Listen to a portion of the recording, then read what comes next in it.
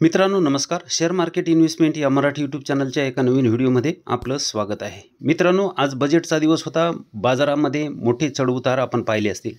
आज बाजारामध्ये गुंतवणुकीच्या चांगल्या संधी उपलब्ध झाल्या होत्या. बऱ्याच कंपन्या खाली आल्या होत्या, तिथून पुन्हा त्या कव्हर होऊन आता जागेवर आलेल्या आहेत. तर अशा वेळेसच आपल्याला गुंतवणुकीची संधी असते. ज्या आपल्या पोर्टफोलिओमध्ये आहेत त्या कंपन्या खालच्या लेवलला ऑर्डर टाकून ठेवल्या तर आपल्या ऑर्डर अचानक प्लेस होऊ शकतात.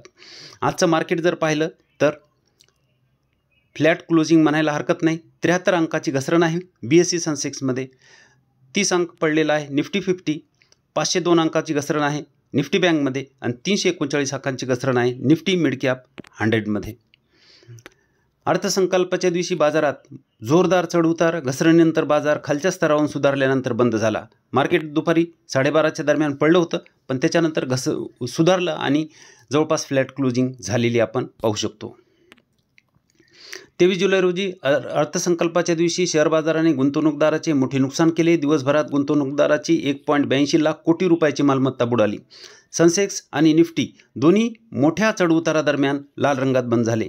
व्यापक बाजारपेठेतही विक्री झाली. BSE मिड कॅप इंडेक्स 74.74% आणि स्मॉल कॅप इंडेक्स 0.18% घसरत बंद झाला. आज बजेट असल्यामुळं बजेटची बातमी बघू. इन्कम टॅक्समध्ये काय बदल झाले इथं बघू शकता. 0 ते 3 लाखापर्यंत 0%. म्हणजे 3 लाखापर्यंत जर उत्पन्न असेल तुमचं वार्षिक तर तुम्हाला टॅक्स लागणार नाही. 0 टॅक्स तुम्हाला द्यावा लागेल. 3 लाखापासून 7 लाखापर्यंत जर उत्पन्न असेल तर 5% टॅक्स आहे. 7 लाखापासून ते 12 लाखापर्यंत उत्पन्न असेल तर 10% टॅक्स आहे. 12 ते 15 लाखापर्यंत उत्पन्न असेल वार्षिक तर 15% टॅक्स आहे. आणि 15 लाखाच्या वर असेल तर 30% टॅक्स आपल्याला उत्पन्नातून द्यावा लागेल. त्याच्यामध्ये जे स्टँडर्ड डिडक्शन होतं ते 50,000चं पहिलं होतं, ते आता वाढवून त्यांनी 75,000 रुपये केलेलं आहे. म्हणजे हे एक चांगली 25,000 रुपये वाढवलेत. ही एक चांगली गोष्ट त्याच्यामध्ये आपण म्हणू शकतो. इथं बघू शकता वित्तमंत्री निर्मला सीतारामन ने मंगलवार को बजट पेश करते हुए कैपिटल गेंस टैक्स में बदलाव का ऐलान किया. बजट में सभी तरह के फाइनेंशियल एसेट्स पर लॉन्ग टर्म कैपिटल गेंस म्हणजे LTCG टैक्स को 10% से बढ़ाकर 12.5% करने का ऐलान किया गया. म्हणजे आपण जी दीर्घकाळासाठी गुंतवणूक केलेली आहे लॉन्ग टर्म कॅपिटल गेन्स त्याच्यावर आपल्याला पहिला 10% टॅक्स द्यावा लागत होता, तो आता 12.5% द्यावा लागेल. आणि ही घोषणा झाल्या 12:30च्या दरम्यान मार्केट पडलं होतं. त्याच्यानंतर ते कव्हर होऊन बंद झालेलं आहे. आणि शॉर्ट टर्ममध्ये जे आपण गुंतवणूक करतो STCG त्याच्यावर 20% त्याने टॅक्स केलेला आहे, तो की पहिला 15% होता. म्हणजे दोन्हीही शॉर्ट टर्म आणि लाँग टर्म दोन्हीही टॅक्स त्यांनी वाढवलेत.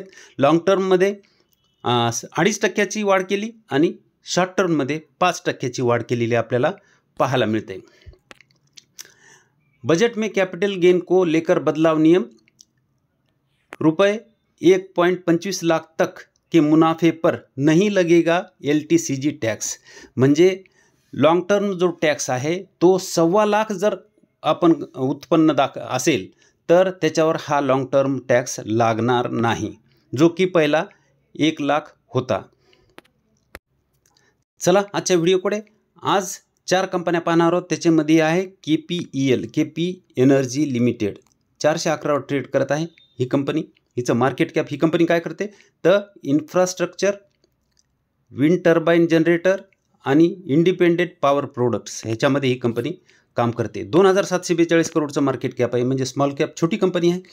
स्टॉकचा P 47चा, ROC 41, ROE 37.1, फेस व्हॅल्यू 5ची आहे. प्रॉफिट ग्रोथ 36ची आणि प्रमोटर होल्डिंग 45ची आपल्याला पाहायला मिळते. EPS वाढलेले आहेत. म्हणजे प्रॉफिट कंपनीचं वाढत आहे. 16.1चा मीडियन P आहे. त्याच्यावर कंपनी ट्रेड करत असलेली आपण इथं बघू शकतो. ह्या कंपनीचे सेल्स जर पाहिले तर मार्च 2015 पासूनचे सेल्स 27 करोडचे सेल्स आहेत, ते आता 473 करोडपर्यंत आलेत. नेट प्रॉफिट जे 3 करोड आहे ते 58 करोडपर्यंत कंपनी घेऊन आलेली आहे. Sales growth, profit growth double digit आहे, चांगली आहे. आणि इथं CAGR बनवून दिलेले आहेत. 5 वर्षाचा 73, 3 वर्षाचा 207 आणि 1 वर्षाचा 241. म्हणजे प्रॉफिटपेक्षा शेअर हा जास्त चाललेला आहे. रिझर्व बघू शकता रिझर्व जर पाहिलं तर इथं रिझर्व आहे 152 करोडचं आणि कर्ज जर पाहिलं तर 87 करोडचं कर्ज आहे, म्हणजे कंपनीवर कर्ज जास्त नाही. कंपनी सपोर्टवर असलेली आपण बघू शकतो. वारंवार कंपनी इथं सपोर्ट घेतलेला आहे आणि त्याच सपोर्टच्या जवळ कंपनी येऊन 411वर आता ट्रेड करत आहे. 410 405चा सपोर्ट कंपनी घेऊ शकते आणि तिथूनच कंपनी वर जात आहे असं दिसत आहे. तर ज्यांना गुंतवणूक करायची एनर्जी क्षेत्रामध्ये तर ही कंपनी चांगली आहे, पैसा बनवून देऊ शकते आणि सध्या सपोर्टवर आहे. पुढची कंपनी शीश इंडस्ट्रीज 133वर ट्रेड करत आहे. आज एवढी मार्केट पडलं होतं तरीही 2.11 प्लस झालेली आपण बघू शकतो. 133वर ही कंपनी ट्रेड करत आहे. ह्या कंपनीचं मार्केट कॅप फक्त 474 करोड आहे, म्हणजे मायक्रो कॅप. स्टॉकचा पी 46 आहे, ROC 21.3, ROE 18.2, फेस व्हॅल्यू 10 आहे, 73.3ची प्रॉफिट ग्रोथ आहे आणि 65ची प्रमोटर होल्डिंग आपल्याला पाहायला मिळते. ह्या कंपनीचे EPS वाढलेले आहेत बघू शकता. इथं 4 क्वार्टर कमी झाले होते पण आता पुन्हा EPS वाढले असल्यामुळं पी पुन्हा आता मिडियन पीच्या जवळ आलेला आहे. इथं बघू शकता मिडियन पी जो आहे तो 44.8चा आहे. मिडियन पी जवळ कंपनी ट्रेड करत आहे आणि त्याबरोबर कंपनीचे सेल जर पाहिले आपण तर सेल्स हे चांगले वाढलेले आपण बघू शकतो. मार्च 2015ला 1 करोडचे सेल्स आता 94 करोडपर्यंत आलेत आणि नेट प्रॉफिट जे मायनस होतं ते आता 10 करोडपर्यंत कंपनी घेऊन आलेली आहे. हिचे sales growth profit growth double digit आणि चांगली असलेली आपल्याला पाहायला मिळते.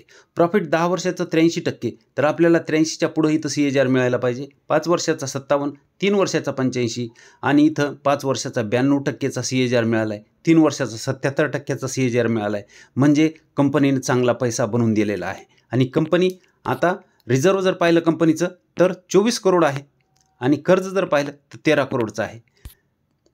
इथं बघू शकता कंपनी 16%चं वरून आपल्याला डिस्काउंट इथं मिळत आहे, म्हणजे आपण गुंतवणुकीला सुरू करू शकतो.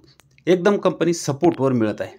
वारंवार हा सपोर्ट घेत कंपनी वर चाललेली आहे बघू शकता आणि एकदम कंपनी सपोर्टवर आहे. 133वर ही कंपनी ट्रेड करत आहे आणि इथून कंपनी जर वर गेली तर जवळपास 180च्या आसपास जाऊ शकते. ज्यांना शॉर्ट टर्ममध्ये घ्यायचं असेल ते आता घेऊन 180च्या आसपास ते विकू शकतात. कदाचित इथून पुन्हा वर जाईल किंवा पुन्हा 150च्या आसपास कंपनी येऊ शकते. दोन्ही गुंतवणूकदार जे शॉर्ट टर्ममध्ये आहेत किंवा लाँग टर्ममध्ये गुंतवणूक करणार आहेत त्यांच्यासाठी ही कंपनी चांगली आहे, सपोर्टवर आहे. पुढची कंपनी आहे JTL इंडस्ट्रीज. ही कंपनी 218वर ट्रेड करत असलेली आपण बघू शकतो. 1.66% मायनस झालेली आहे. ह्या कंपनीचं मार्केट कॅप 3740 करोडचा आहे. ही पण स्मॉल कॅप कंपनी. स्टॉकचा पी 31.8 आहे, ROC 24.7, ROE 19.1, फेस व्हॅल्यू 2ची आहे, 13.1ची प्रॉफिट ग्रोथ आणि 54ची प्रमोटर होल्डिंग आपल्याला पाहायला मिळते. ह्या कंपनीचे EPS वाढलेले आहेत आणि मेड इन पी जो आहे 26.7च्या, तर कंपनी जवळपास 30-31च्या जवळपास ट्रेड करत असलेली पाहायला मिळते, मेड इन पीच्या थोडंसं वर. आणि ह्या कंपनीनं जो कर्ज कमी केलेला आहे आणि त्यामुळे जवळपास ही कंपनी कर्जमुक्त असलेली आपण इथं बघू शकतो. सेल्स बघा, मार्च 2013 पासूनचे सेल्स आपण बघू शकतो. 86 करोडचे सेल्स 2051 करोडपर्यंत आलेत. नेट प्रॉफिट जे 1 करोडचं होतं ते 118 करोडपर्यंत कंपनी घेऊन आली. म्हणजेच सेल्स ग्रोथ प्रॉफिट ग्रोथ चांगली आहे. कधीही गुंतवणूक करायची तर सेल्स ग्रोथ प्रॉफिट ग्रोथ चांगली असलेल्या कंपनीतच गुंतवणूक केली तरच इथं पैसा बनतो. 10 वर्षात 43%, 5 वर्षात 83% आणि 3 वर्षात 59%. म्हणजे ह्या कंपनीनं 26%चा जरी CAGR दिला तर 10 वर्षात पैसे 10 पट होतात. हिनं 43%चा CAGR दिला आहे, तर किती पैसा ह्या कंपनीनं बनवलेला आहे. रिझर्व बघू शकता, इथं रिझर्व आहे 739 करोडचं रिझर्व. कर्ज जर पाहिलं तर 20 करोडचं कर्ज कंपनीवर आहे. डिस्काउंट बघा, 18.29चं डिस्काउंट आपल्याला वरून मिळत आहे, म्हणजे आपण गुंतवणूक सुरू करू शकतो. कंपनी सपोर्टवरून वर निघालेली आहे, 217वर ट्रेड करत आहे. इथून सपोर्ट घेतला, हा सपोर्ट घेतला, वारंवार ह्या सपोर्टवरून कंपनी वर जात आहे, 217वर ट्रेड करत आहे. तर ही कंपनी पैसा बनवून देऊ शकते. ह्या कंपनीत तुम्ही गुंतवणूक करू शकता. सपोर्टपासून थोडीशीच वर असलेली आपण बघू शकतो. त्याच्यानंतर टायटन, ह्या कंपनीनं बऱ्याच जणांना श्रीमंत केलेलं आहे आणि ही कंपनी 3468वर ट्रेड करत आहे. एवढं मार्केट पडलं तरी 6.57% ही कंपनी प्लसमध्ये बंद झालेली आहे. ह्या कंपनीचं मार्केट कॅप 3,08,000 करोडचा आहे.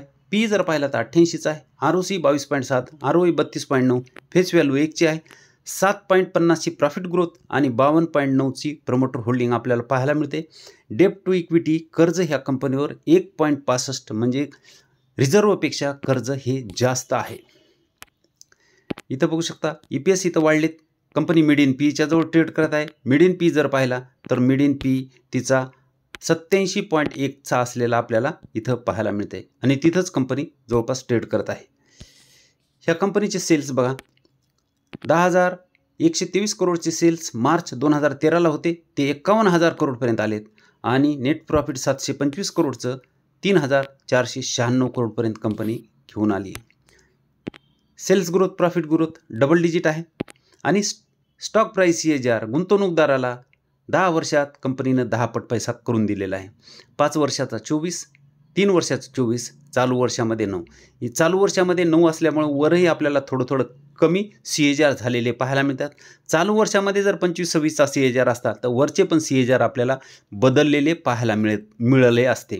जर ज्यांच्याकडे पैसा भरपूर आहे, एकदम विना टेन्शन पैसा 10 पट करायचा असेल 10 वर्षात, तर ही कंपनी त्यांच्यासाठी चांगली आहे. त्याच्यामध्ये पैसा टाकून विना टेन्शन ते बसू शकतात. ही कंपनी त्यांचा पैसा 10 वर्षात 10 पट सहज करते. रिझर्व बघू शकता, रिझर्व जे आहे 9,304 करोडचं रिझर्व आहे आणि कर्ज जर पाहिलं तर 15,000 करोडचं कर्ज आहे. मागं आपण बघितलं रिझर्वपेक्षा कर्ज ह्याच्यावर जास्त आहे. ह्या ट्रेंड लाईन आपण ओढून ठेवल्या होता. हा रेजिस्टन्स सपोर्ट घेईल, हा सपोर्ट होता, सपोर्ट घेईल असं वाटलं होतं, हा सपोर्ट होता, इथं सपोर्ट घेईल वाटलं होतं, पण पहिल्याच सपोर्टवरून हे जो रेजिस्टन्स होता त्या सपोर्टवरून कंपनीवर फिरलेली आहे. 3200चा तो सपोर्ट होता, 3,466 वर कंपनी आलेली आहे. आजच जवळपास 6.5% ही वाढलेली आपण बघू शकतो. मित्रांनो, ह्या होत्या 4 कंपन्या. ह्या 4ही कंपन्यावर तुम्ही अभ्यास करा. खरेदी विक्रीचा निर्णय अभ्यास करून घ्यावा, कारण पैसा तुमचा लागणार आहे. नुकसान किंवा फायदा जे होणार आहे ते फक्त तुम्हाला होणार आहे. त्यामुळे ह्या कंपन्यावर तुम्ही अभ्यास करावा एवढीच अपेक्षा आहे आणि अभ्यास करून निर्णय घ्यावा अशी अपेक्षा आहे. कोणताही कॉल किंवा टिप्स नाही. व्हिडिओ जर चांगला वाटला तर व्हिडिओला लाईक करा, शेअर करा व चॅनलवर नवीन असाल तर सबस्क्राईब करायला विसरू नका. धन्यवाद.